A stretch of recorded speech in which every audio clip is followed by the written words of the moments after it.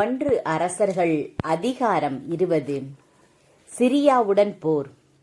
சிரியாவின் மன்னன் பெனதாது தன் படை முழுவதையும் திரட்டிக்கொண்டு 32 மன்னர்களோடு சேர்ந்து குதிரைகளோடும் தேர்களோடும் சமாரியாவை முற்றுகையிட்டு தாக்கினான். அப்போது நகருக்குள் இருந்த இஸ்ரேலின் அரசனான ஆகாபிடம் தூதனுப்பி பெனதாது கூறுவது இதுவே: உன் வெள்ளியும் பொன்னும் என்னுடையவை, உன் மனைவியரிலும் புதல்வியரிலும் சிறந்தவர் என் உடைமை ஆவர் என சொல்லச் சொன்னான். இஸ்ரேலின் அரசன், மன்னரே, என் தலைவரே, உமது வார்த்தையின்படி அடியேனும் என் உடைமைகள் யாவும் உம்முடையவையே என்று பதிலளித்தான்.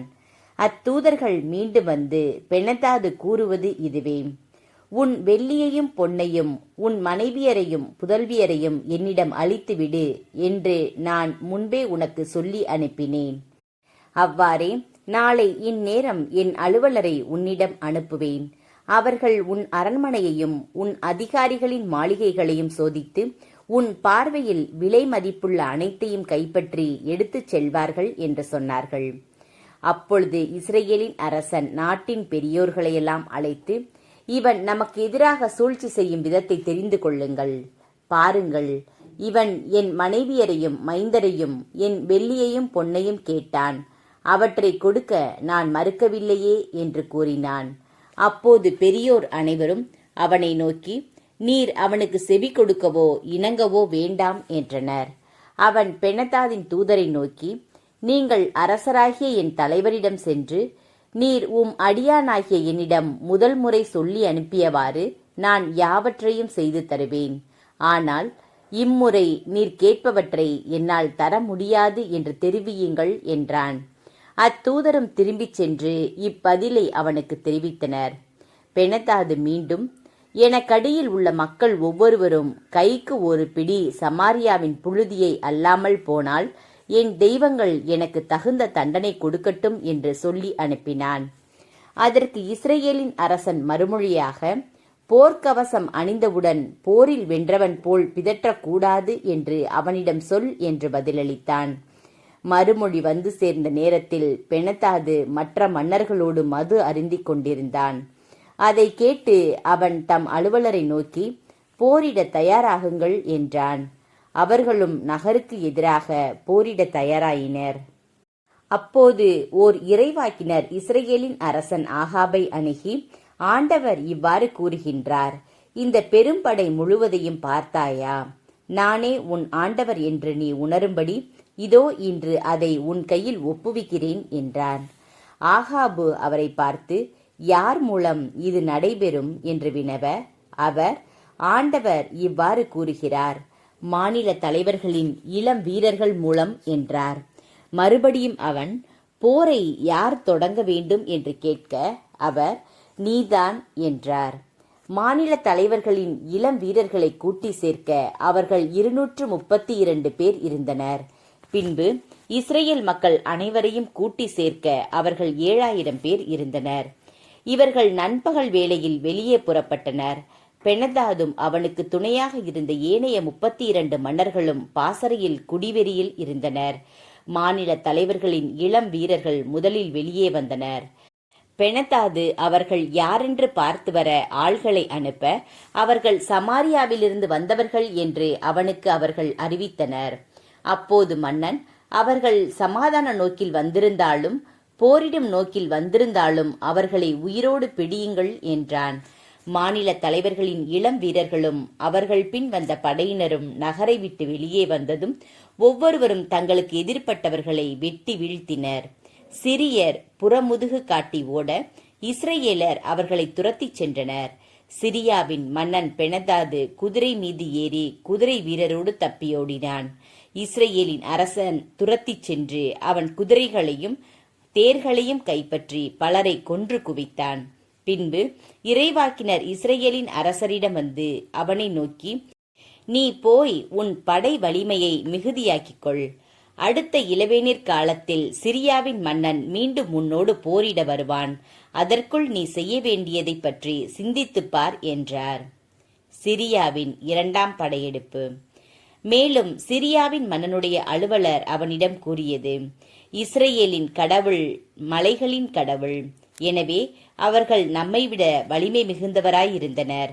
ஒருவேளை நாம் அவர்களோடு சமவெளியில் போரிட்டோமேயானால் அவர்களை விட நாமே வலிமை மிகுந்தவர்களாயிருப்போம்.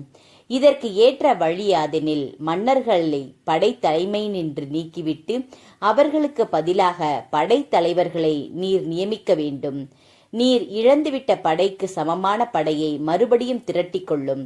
குதிரைக்கு குதிரை, தேருக்கு தேர் அதே அளவில் திரட்டிக் கொள்ளும். சமவெளியில் அவர்களோடு போரிட்டால் நாமே அவர்களை விட வலிமை மிக்கவராய் இருப்போம் என்பது உறுதி என்றனர். அவனும் அவர்களது பேச்சை நம்பி அவ்வாறே செய்தான். இளவேநீர் காலம் வந்ததும் பெனதாது சிரியரை திரட்டிக் கொண்டு இஸ்ரேலரோடு போரிட அபேக்குக்கு வந்தான். இஸ்ரேல் மக்கள் ஒன்று திரண்டு வேண்டிய உணவோடு அவர்களுக்கு எதிராக புறப்பட்டு சென்று பாளையம் இறங்கினர். அவர்களுக்கு முன் இவர்கள் 2 சிறிய ஆட்டு மந்தைகளைப் போல் காணப்பட்டனர். சிரியரோ அங்குள்ள பகுதியையே நிரப்பிவிட்டனர். அப்போது கடவுளின் அடியார் ஒருவர் இஸ்ரேலின் அரசரை அணுகி அவனிடம், ஆண்டவர் இவ்வாறு கூறுகிறார், சிரியர் ஆண்டவர் மலைகளின் கடவுள்தான், பள்ளத்தாக்குகளின் கடவுள் அல்லர் என்று நினைக்கின்றனர். எனவே இந்த பெரும் படை முழுவதையும் உன் கையில் ஒப்புவிப்பேன். நானே ஆண்டவர் என்று நீ அறிந்து கொள்வாய் என்று கூறினார். 7 நாள்களாக படைகள் நேருக்கு நேர் பாளையம் இறங்கியிருந்தன. 7ஆம் நாளன்று போர் தொடங்கியது. இஸ்ரேல் மக்கள் ஒரே நாளில் சிரியரது காலால் படையில் 1,00,000 பேரை வெட்டி வீழ்த்தினர். எஞ்சியவர் அபேக்குக்குள் தப்பி ஓடினர். அங்கே மீதி இருந்த 27,000 பேர் மீது மதில் இடிந்து விழுந்தது. பெனதாது தப்பி ஓடி நகருக்குள் ஓர் உள்ளறையில் ஒளிந்து கொண்டான். அப்போது அவன் பணியாளர் வந்து அவனை நோக்கி, இஸ்ரேல் குல அரசர்கள் இரக்கத்தின் மன்னர்கள் என்று கேள்விப்பட்டிருக்கிறோம். எனவே நாம் சாக்கு துணியை இடுப்பிலும் கயிற்றை தலையிலும் கட்டிக்கொண்டு இஸ்ரேலின் அரசனிடம் போவோம். ஒருவேளை அவர் உமக்காகிலும் உயிர் பிச்சை அளிக்கலாம் என்று சொன்னார்கள். அவ்விதமே அவர்கள் சாக்கு துணியை இடுப்பிலும் கயிற்றை தலையிலும் கட்டிக்கொண்டு இஸ்ரேல் அரசனிடம் வந்தனர். அவர்கள் அரசனிடம், உம் பணியாளர் பெனதாது எனக்கு உயிர் பிச்சை தாரும் என்று உம்மிடம் மன்றாடுகிறார் என்று கூறினர். அதற்கு அரசன், அவர் என் சகோதரர், அவர் இன்னும் உயிரோடு இருக்கிறாரா என்றார். அந்த ஆள்கள் இச்சொற்களை நல்லதொரு அடையாளமாக எடுத்துக்கொண்டு அவன் சொற்களிலேயே உடனடியாக, ஆம், உம் சகோதரர் பெனதாது உயிரோடு இருக்கின்றார் என்று பதிலளித்தனர். அப்போது அவன், நீங்கள் போய் அவரை அழைத்து வாருங்கள் என்றான். பெனதாது அவனிடம் வந்ததும் ஆகாபு அவனை தேரில் ஏற்றிக் கொண்டான்.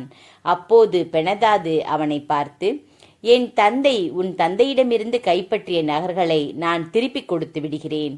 என் தந்தை சமாரியாவில் செய்தது போல் நீரும் தமஸ்குவில் கடைவீதிகளை அமைத்துக் கொள்ளும். இதற்கான உடன்படிக்கை செய்து கொண்ட பின் உம்மை நான் அனுப்பி வைப்பேன் என்றான். அப்படியே ஆகாபு அவனோடு உடன்படிக்கை செய்து கொண்ட பின் அவனை அனுப்பி வைத்தான்.